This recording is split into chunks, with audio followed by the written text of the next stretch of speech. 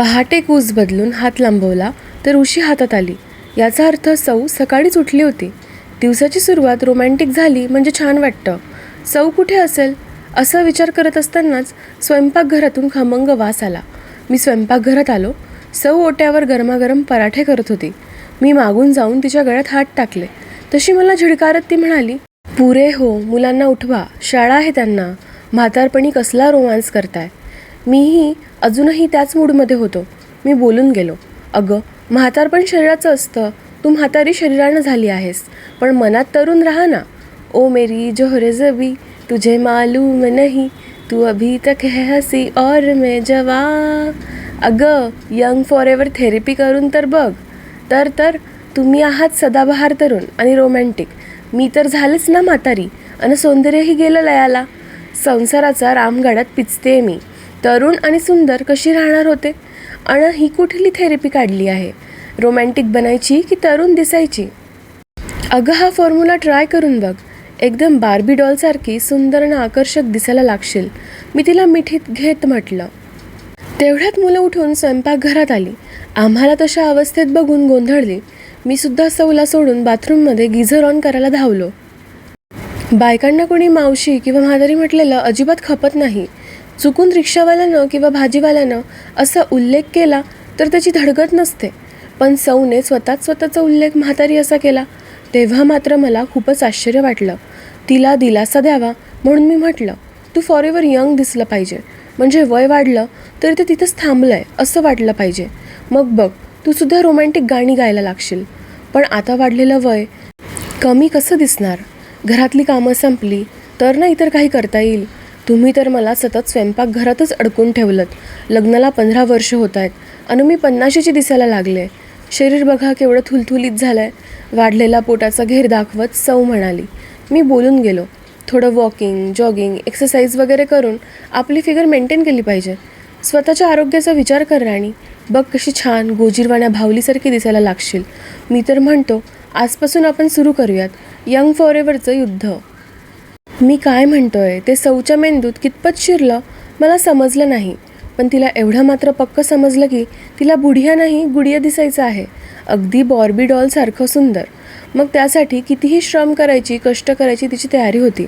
दुसऱ्या दिवशीपासून तिनं मेकअपपासून एरोबिक्स, योगासनं, आहार आणि इतर अनेक विषयांवर इतकं साहित्य वाचायला सुरुवात केली की सांगता सोय नाही. इतका अभ्यास कॉलेजच्या वयात केला असता तर नुसती डिग्रीच नाही PhD पण मिळाली असती. सौनं अगदी सिरियलची गुडिया दिसण्याचं मनावर घेतलं होतं. ती रोज सकाळी लवकर उठून जॉगिंगला जायला लागली. जाताना आम्हाला सूचना व ताकीद द्यायची.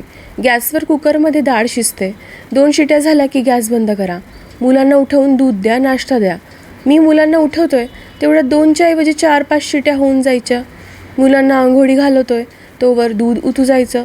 वरणाला फोडणी घालेपर्यंत भाजी करपायची. कसं बसं सगळं मॅनेज केलं तर मुलांना उशीर व्हायचा. मग त्यांना शाळेत सोडून यावं लागायचं. सौंच्या रोज नव्या मागण्या सुरू झाल्या. मोसंबीचा रस, बदाम, अक्रोड, भिजवलेले हिरवे मूग, एकूण पौष्टिक पण वजन न वाढवणारा आहार करायचा. एक दिवस जॉगिंग करून आल्या आल्या तिनं फरमान काढलं, ह्या कपड्यांमध्ये योगासनं करता येत नाहीत. ट्रॅकसूट घ्यावा लागेल. शिवाय जॉगिंग शूजही हवेत. शूज आणि ट्रॅकसूटचा खर्च काही हजारांत गेला. पण दुसऱ्या दिवशी सूटबूट घालून जाता जाता प्रेमानं एवढं बजावलं, तेवढं बदाम भिजवायला आणि हिरवं मूग मोडवायला विसरू नको हं. आणि पालकाचं सूप तयार ठेवाल ना. मी हो किंवा नाही म्हणायच्या आत ती घराबाहेर पडलीही होती. पण एक मात्र खरं, ट्रॅकसूटमध्ये एकदम स्मार्ट दिसत होती. सौ आज रविवार होता. मुलांना शाळेत पाठवण्याची भानगड नव्हती. म्हटलं आपणही जरा बागेत जाऊन येऊयात. बघूयात तरी सौंचा फॉर्म्युला काय आहे तो. मी बदाम भिजवले, मूग फडक्यात बांधले, पालकचं सूप तयार करून ठेवलं आणि पार्कात गेलो. तिथलं दृश्य बघून माझा जळफळाट झाला. एक हलकट म्हातारा योगा टीचर होता तो. सौला योगासन शिकवण्याच्या निमित्तानं कधी तिचे हात धरत होता, कधी शीर्षासन करताना पाय धरून तोल सांभाळत होता. ते बघून माझा अगदी कोळसा झाला. पण काय करणार, त्यांना डिस्टर्ब न करता गुपचूप घरी आलो. थोड्याच वेळात तो म्हातारा धावत धावत घराकडे येताना दिसला. पुढे पुढे सौ धावत होती. घरात आल्यावर माझ्याशी ओळख करून देत म्हणाली, हे आमचे व्यायाम शिकवणारे शिक्षक आहेत. योगासनं फार छान करतात. मनातल्या मनात मी करवादलो. बघितलंय मगाच योगासनं शिकवण्याच्या निमित्तानं कुठं कुठं कसे कसे स्पर्श करतोय बुड्ढा. रागीट चेहऱ्यानंच मी त्याच्याशी हात मिळवला. सौनं विचारलं, नाश्ता? मी भिजवलेले बदाम आणि ओले हरभरे समोर ठेवले. खारे योग्या. मनातच पुन्हा मी त्याच्यावर डाफरलो, पण त्यांनी नको म्हटलं.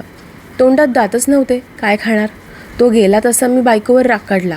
यंग फॉरेवर व्हायला म्हटलं होतं, फास्ट फॉरवर्ड व्हायला नव्हतं म्हटलं.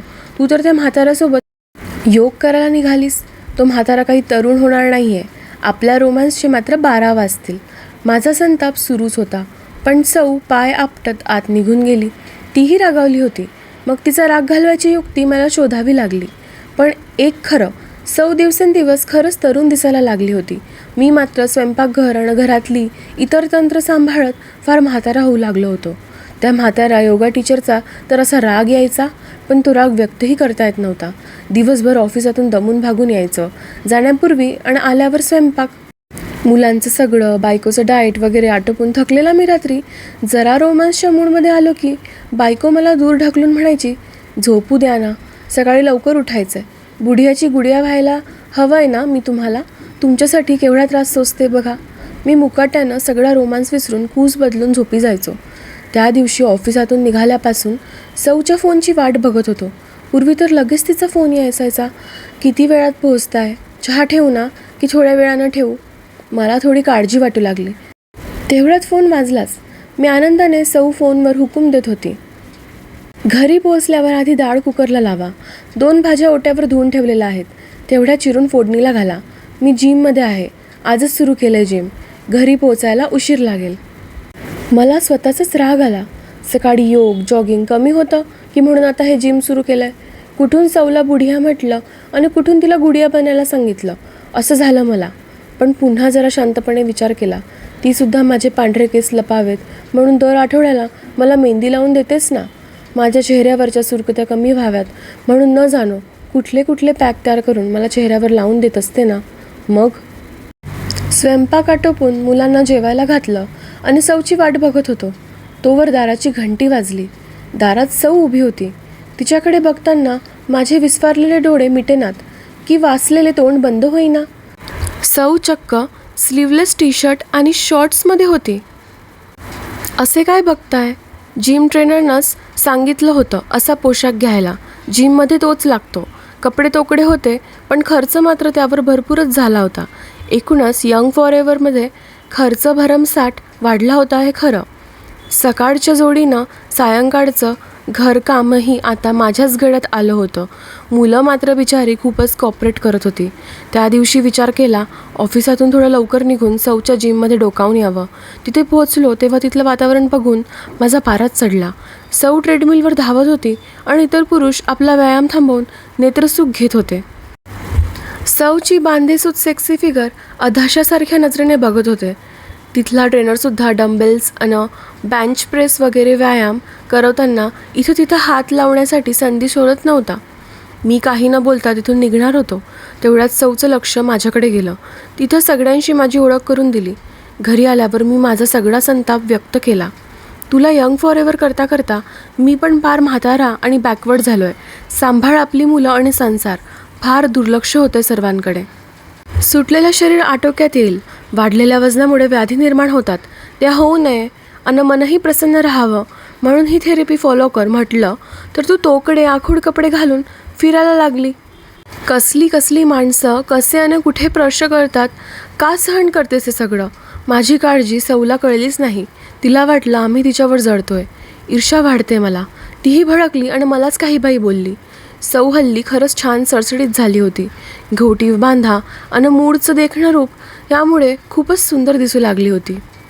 आसपासच्या स्त्रिया तिचं रहस्य जाणून घ्यायला उत्सुक होत्या. एकदा त्या सगळ्या घरीच येऊन धडकल्या. मी त्यांचं स्वागत केलं. येण्याचं कारण विचारलं. सौला भेटायला आल्याचं त्यांनी सांगितल्यावर ती जिमला गेल्याचं मी सांगितलं. त्या आपसात बोलत सोफ्यावर बसल्या होत्या. एकापेक्षा एक बेडप आणि लठ्ठ भारती. कुणीतरी म्हणालं, काल रात्री बघितलं मी त्यांना बागेत. बहुधा वडील होते त्यांच्याबरोबर. मी दचकलो.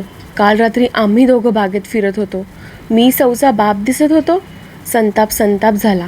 हल्ली सौचं माझ्याकडे लक्षच नाही आहे. केसांना मेहंदी नाही, चेहऱ्याला फेसपॅक नाही. म्हातारा तर दिसणार होतोच. त्या विचारात होत्या, सौनं असं रूप कसं काय मिळवलं. एकदा वाटलं सांगून टाकावी आपली थेरपी, पण उगीच स्वतःच्या तोंडानं स्वतःची तारीफ करणं बरं नाही, म्हणून म्हटलं ती येईलच. एवढ्यात तिलाच विचारा, मी चहा करून आणतो. बायका चहा पित होत्या. तेवढ्यात सौ आलीच. आम्हाला वाटलं ती आता माझी थेरपी, मी तिला केलेलं सहकार्य, सकाळ संध्याकाळचा स्वयंपाक, घरकाम, मुलांना सांभाळणं, तिच्यासाठी केलेला अफाट खर्च वगैरेबद्दल भरभरून बोलेल. इतर बायका माझं कौतुक करतील, बायकोला म्हणतील भाग्यवान आहेस, असा नवरा तुला लाभला. पण कसलं काय. सौ बदली. मी जिमला जाते, योगा करते, जॉगिंग करते. त्यामुळे मी बारीक झाले. जिम ट्रेनर आणि योगा शिक्षकांमुळेच अशी सुंदर फिगर झाली आहे माझी. मी कपाट बडवून घेतलं. त्या बायका गेल्यावर मी सगळा संताप बोलून दाखवला. सौला माझ्या कष्टाचं, त्यागाचं, तिच्यासाठी केलेल्या खर्चाचं काहीच कौतुक नाही, कृतज्ञता तर अजिबात नाही, वगैरे वगैरे खूपच आकांडतांडव केलं. दुसऱ्या दिवशी आमच्यात अबोला होता. मी घरात काहीही मदत केली नाही.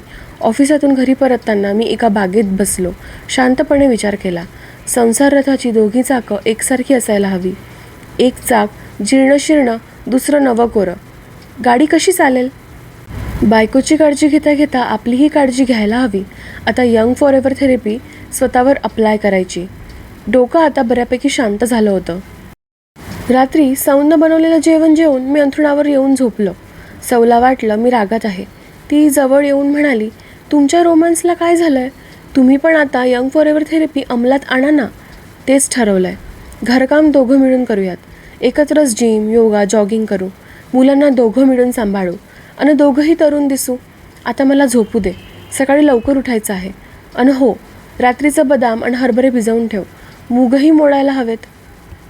एवढं बोलून मी तोंडावरून पांघरण घेऊन झोपलो. सौ गाणं गुणगुणू लागली. चादर ओढ कर सो गया, मेरा बलम बुढ़ा हो गया.